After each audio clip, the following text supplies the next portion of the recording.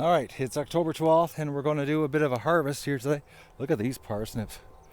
My God, they're big. I can't believe that there was a 4-foot space between the rows on those things.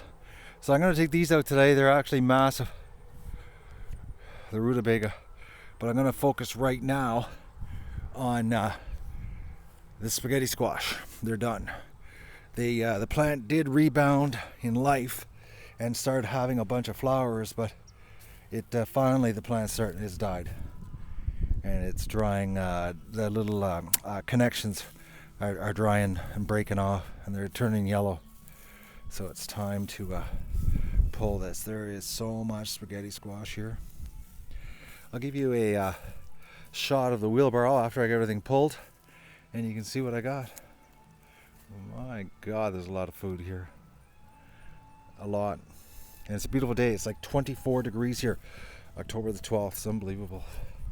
It was a good growing season this year.